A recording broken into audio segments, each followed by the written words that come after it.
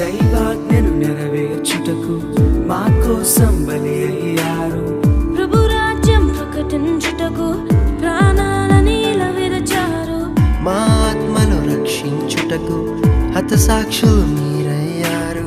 నీతి కిరీటము పొందుటకు అర్హులుగా మీరు. ఉన్నత పనికై మమ్మును పిలచిన దేవా, మా కొరకై నీ ప్రాణం అర్పించితివి.